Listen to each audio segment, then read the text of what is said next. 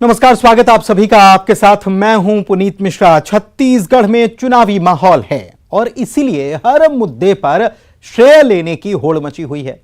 और मामला जब जनजातियों से जुड़ा हो तो फिर भला कौन पीछे रहेगा। छत्तीसगढ़ की 12 जातियों को अनुसूचित जनजाति में शामिल करने पर मुहर क्या लगी, सियासी गलियारों में चर्चा गूंजने लगी कि कौन जनजातियों का सबसे बड़ा हितैषी है। प्रधानमंत्री का आभार जताने बीजेपी नेता राज्यपाल के पास पहुंच गए, जबकि कांग्रेसी सीएम बघेल की तारीफ में कसीदे पढ़ने लग गए। प्रधानमंत्री नरेंद्र मोदी की अध्यक्षता में केंद्रीय मंत्रिमंडल ने छत्तीसगढ़ के 12 जाति समुदायों को अनुसूचित जनजाति में शामिल करने की मंजूरी दे दी। मुख्यमंत्री बघेल ने 11 फरवरी 2021 को प्रधानमंत्री मोदी को चिट्ठी लिखकर छत्तीसगढ़ की 12 जातियों को अनुसूचित जनजाति में शामिल करने का अनुरोध किया था। इसका नतीजा अब सामने आ चुका है। सीएम बघेल ने पार्टी नेताओं और अफसरों को इसका श्रेय दिया है, लेकिन कांग्रेस नेता इसका श्रेय सीएम को ही दे रहे हैं।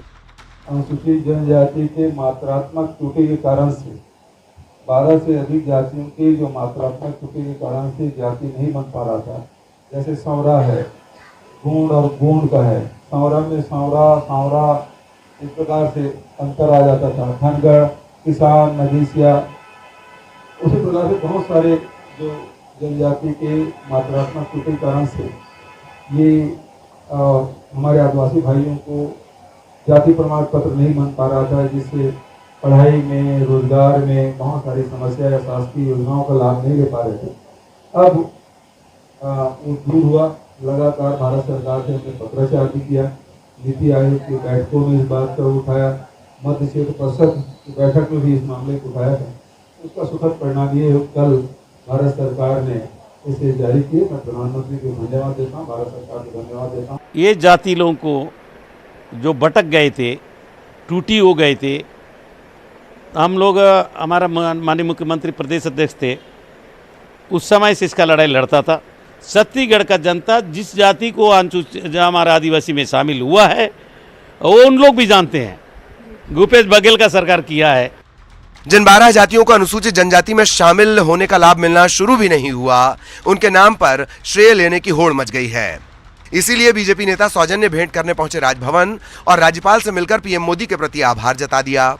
इसी बीच राज्यपाल अनुसुईया उइके का कहना है कि किसी भी आदिवासी को उनके अधिकार से वंचित नहीं होने दूंगी। जब से आई हूं तब से आदिवासियों की समस्याएं सुन रही हूं।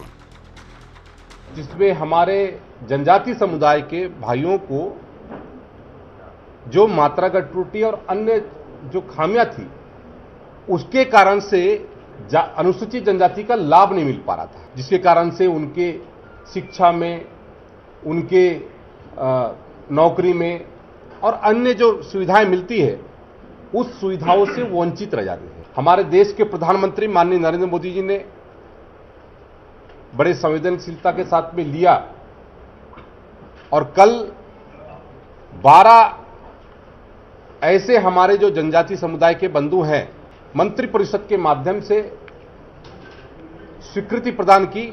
आने वाले समय में हमारे सभी उन जो वंचित जो जनजाति समूह हैं, उनको जाति का लाभ प्राप्त होगा। भारतीय संविधान के अनुच्छेद 342 के तहत किसी जाति को अनुसूचित जनजाति के रूप में शामिल किया जाता है। यह अधिकार भारत सरकार के पास है। राज्यों की ओर से प्रस्ताव भेजे जाने पर भारत सरकार इसकी स्वीकृति देती है। 2011 की जनगणना के मुताबिक राज्य में अनुसूचित जनजाति की कुल जनसंख्या 78,22,902 है।